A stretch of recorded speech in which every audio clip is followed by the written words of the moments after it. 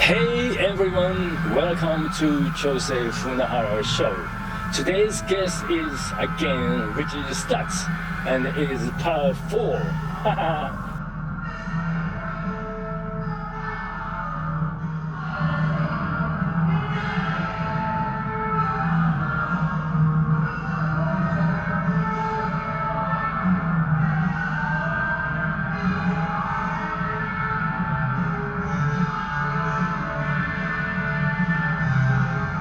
It was the first contract I ever signed. I got it and I signed it. On Monday, Oh, I don't remember what day it was. they gave us on Friday. Your memory is, once again, much better than mine. I wasn't attending a law school, I was in art school, a film student. And how do I know? Everything written is different language. English, Japanese dictionary is like looking word by word. I could not understand at all. And the contract is like about this thick, 30 to 50 pages.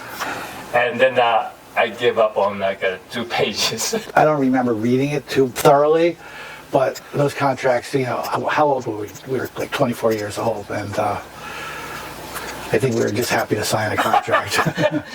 You were happy, but I wasn't. I didn't know what am I doing, seriously. Because I never signed a contract.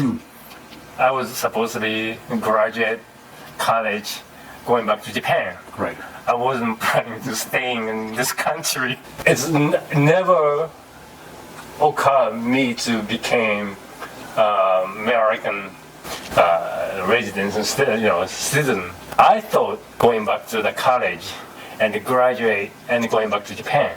Okay. And then what happened is once signed the contract became we call professional. Professional means I made a actual agreement with I get workers permit. Okay. Which means I'm legally I'll be able to work in this country. That was the agreement. So that going to become a green card to become permanent residence, and then but I didn't know that's going to happen. When I started playing in the Plasmatics, I had a job for a man named, this is actually kind of interesting, I think. Before I met you, I needed to get a job. I won't go why I needed to get a job. We all need to get a job. But I remember I needed a job, and I was taking guitar lessons from this jazz guitar player, and he says, "Why don't you try getting a job as a music copyist?" Now, a music copyist is a skill that's not really used today as much, but it extracts parts out of a score. So I got the yellow pages out at that time, and I looked underneath music copyists, and the first name I started with the A's, and I got a guy named Arnold Ornstein, and he was up on 71st and Broadway. This old, looked like Albert Einstein type of guy. He had like crazy hair, and he had a little mustache. Yeah, he looked like Albert Einstein, and I knocked on his door, and I opened the place up, and there was all this music all over the place, and I said, "Are you hiring?" And he says, "Can you start now?" And I said, "Sure." So I started with him printing his music. It was just me and him, and he had a group of music copyists, and some of his clients were Leonard Bernstein and oh my God. All these, John Carl Menacke, and then he went back in the old days. He had Stravinsky, and he had a lot of modern music. He used to take his hair and go like this, the 12-tone boys, like Milton Babbitt, if you know Milton Babbitt, and he had Charles Mingus, the jazz guys, and he was but his main thing was opera. So the deal with him was when an opera got commissioned, whether it was at the Met or somewhere else in the world, there was only a few people that could do this. His job was to extract the parts out of the score. So you'd have a violin part, a cello part, a timpani part, maybe a piccolo, whatever, trumpet part. So you have to track them, but at the same time, if you were a good music copyist, you would know how, the range of a trumpet or the fingering on a violin. You can't do this. So you would have to go back to the composer, and then they would be a back and forth, an iterative process that would kind of correct the score. God, amazing. So his name was Arnold Ornstein, and you could look him up. He was but he was a hilarious guy, and I became really good. I really became kind of don't really like him. He's kind of a father figure in a way, and so I was working there. After you signed the contract, did you quit? No. Well, Arnie, I called him Arnie, and Arnie would, he totally understood that, these guys in a rock band and stuff like that, or he's starting to do a music band, and he was very accommodating for my schedule. Mm-hmm. And I remember when I got my mohawk when I was working there, and I was a little nervous about going in there with the mohawk, so I had this hat, Right. And I didn't like to wear a hat when I got my mohawk because I thought that was uncool, but I felt like this guy was 80 years old, and I wanted to be respectful for him, and I wasn't sure how he would take it. But one day he saw me and he knew I had a mohawk, and he just said, "Forget about it, don't worry about it," So I was a little, but yes, I was working at Arnie's, and I remember a few times playing in Boston, and we'd drive back from Boston, and I'd go straight to work, at Mr. Ornstein's place. You asked me, what do you think if I do the mohawk? Mohican mohawk. Yeah. So mohawk? I mean the kind hair? Yeah. That's I said. Have you seen a taxi driver? Well, that he told me. Yeah, this is how it started, and I've said this a few times on some podcasts and in interviews, and I'm going to repeat myself if somebody has heard this story before. But we were just starting out. This was the beginning of the band. It was you, me, Stu, Wendy, and I was Taxi Driver was on TV. This was 1978, I guess. Yeah. And I remember going, "Oh man, that haircut, that is so cool!"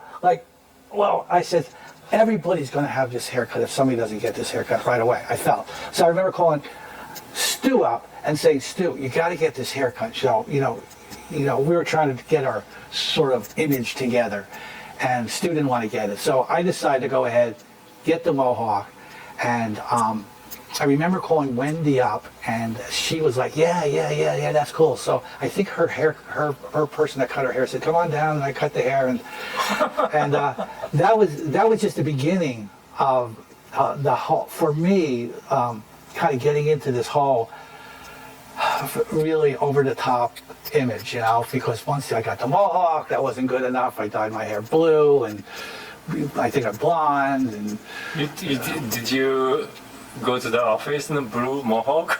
Yeah, I did. Like I said, at first I was a little. Well, the office was not really an office. It was a 2-room, little tiny office with just Arnie. He would be in there he would call me in, and I'd go, Richard, come in here. I go, "What, Mr. Ornstein?" And he goes, "Listen to this." And there would be some opera playing. He'd always play the same melody. He'd go, "Da-da-da-da," whatever Tosca, whether, La Boheme, whatever these operas, he'd always sing them. And then he would tell me these stories about Lenny. He called Leonard Bernstein Lenny. He would always have these. But yeah, I did have the blue mohawk. The blue. Well, I started off with just a regular mohawk, brown mohawk. But I refused to wear a hat. I was on the subway. I walked around. I got beat up a couple of times in the East Village. You got beat up? Yeah, one time I remember was outside of this bar on Avenue A and 9th Street, and I was holding. If it wasn't for the what do you call the gates in front of a. What are the gates called? You close the gates in front of a storefront. Yeah. Yeah, I was on the ground, just holding onto those gates while everybody was kicking me and stuff. And if it wasn't for those gates, I think I would have got hurt more because I was huddled into this little gate. And then the police came by and they rounded everybody up. We went down to the police station, and then one of the kids' fathers showed up. "Please don't press charges." And I was like, "Sure, no problem." I just let them go. So they initiated. Oh yeah, they were just punk kids. some of the most prejudiced people and some of the most messed up people are in New York City, you know? Well, I used to, no, I shouldn't say that. It's true. So, well, anyway, that was the Mohawk story. Right. I mean, there was many run-ins and harassments, but you started it, and so many kids copied you after, and then became trend, and even in England, London, became popular, and then even like when we go to any other countryside, some kids like a Mohawk, you know. I can't take credit for all that because Mohawks were the punks in London were doing that sort of at the same time and maybe in some ways before me. And also there was a few rock and roll people that did have Mohawks that I was unaware of, like Darby Crash from the Germs had a Mohawk in LA, and I think it was around the same time. But I think I think it's fair to say that I was one of the first, if not the first, in a rock band. Yeah, in a rock band. Yeah. That got to a point where it was somewhat well-known band, you know? Right. Like the Germs, I think were a little, although they were great, they were a little bit lesser known than us at that time. Even at that time. Even Clash copy. Yeah, that was after me. Yeah, after you. Yeah, that was it. And then it went into this whole kind of faux hawk later on, and now it's just like little kids have mohawks. The parents want to have the mohawk, so it's just a cute thing now. But at that time, to have a mohawk was a statement in the sense you could get beat up on Avenue A, roughed up in Avenue A. Oh my God! I shaved my head, and then I don't know anyone before me was the bald head, the shaved head guy in a rock band. No, that's one of the reasons I cut a mohawk, because okay, let's take this back a little bit. The first time I got on stage at CBGB's, okay? Yeah. Well, our first concert, this is how I remember it. You were down the other. Wendy was in the middle. I was on Wendy's left. You were on Wendy's right. Right. And you had the bass, the cool looking bass, and you had the shaved head, and you're like great shape and everything like that. And I had this, regular goofball haircut. It's not your fault, man. But Wendy, I look over, and Wendy drops her top down, And I said to myself, well, wait a second here. I gotta kind of get in on that. I gotta make my contribution to this band a little bit stronger. And that's a week, 2, 3 weeks later. That's when I saw the Robert De Niro movie.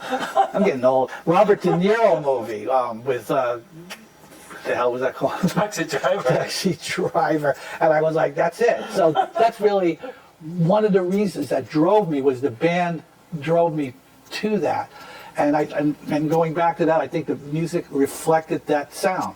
I liked your original all black lefty Les Paul playing. It was like amazing looking. And then once you start wearing Butcher's jacket, that changed the whole thing. That means you're hiding. You're good looking, skinny, tall, cool, punk look. Became like it's a Butcher guy.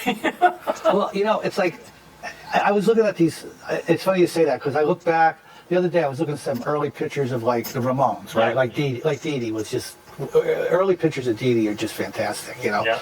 And I mean, you can go through some of these pictures, and I think when the band started, I had to there was a, there's a word, it was functional, the band. There was a reason for what happened. In other words, I had the mohawk, but okay, I had the upside down Les Paul. It was heavy as hell, and it was a single cutaway. If you know how to play guitar, it was a right-handed guitar swung back, turned over. It wasn't really that practical. Right. The knobs were here, and the Flying V was a perfect answer for that. It was symmetrical. I could buy it. At that time, it was hard to get a left-handed guitar. Right. Nowadays, you can go get a left-handed guitar all over the place. People want to be a left-handed guitar player. I don't understand that. But Defying V was perfect. It was light, it was thin. It didn't quite have the sound as a Les Paul, but I compromised that. And you could move quickly. You could, if you're a physical guitar player, like that's a better guitar. You can jump, wherever you want. Yeah, and it just plays better. And it actually does have a good sound. But going back to like the butcher jacket, when I started, I think Wendy or Rod suggested wearing the butcher jacket, sort of like to have some theme, we're going to put blood on it and we're going to go nuts. So that's where it sort of set off. Like, okay, we're not going to be. I didn't want to be cool. I didn't want to be like I want to be like Dee Dee Ramone or Ramones or like Leather, look like Sid Vicious or something like that, or a hippie or something. Like I saw these pictures the other day of Blue Cheer. Yeah. I don't know if you know Blue Cheer. From San Francisco. The original Blue Cheer picture of them, they just look so amazing. They got this long hair. They look like acid burnouts, and they were, I think, maybe. Well, I loved Blue Cheer when I was young, but I'm not going to be Blue Cheer. I wanted to do something of my own, and then also I like bands like Captain Beefheart. I like the Mothers of Invention, like the early Captain Beefheart. They were theatrical. They were just amazing, and I think I brought a little bit of that in. And when we kind of thought about the Butcher Baby thing, the band became, I don't want to say an art band because it wasn't an art band, but there was a conceptualness to what we were doing, along with the music, and also a lot of fun, and to push people's. I don't want to say push people's buttons. That's maybe not right, but. When I had the mohawk haircut, when I had the mohawk and I put the nurse's outfit on, you're in character now. You have become a different person. You have transformed from Richard Stotts into this plasmatic. Right. And transforming to the Plasmatics, I met when I became friends with Tesla's bass player. He used to come to see the Plasmatics. And he told me, "Your lead singer showing the breast." And I said, "What?" I said, "Oh, you didn't know that either." Yeah, I remember that. Yeah, like. I said, "What? You're showing the tits?" No, I said, "No, I don't think so." Didn't know at all, and everybody knew it except me. I didn't know it at first either. Like I said, one day I was looking for, well, I don't know one day, but I looked over and I was like, oh my God, what's going on here now? Because we didn't rehearse that. No. That was just like, Wendy, I don't know if that was planned, but. Your phone was tapped. This is concrete shoes. We know you're lying. You're gonna die.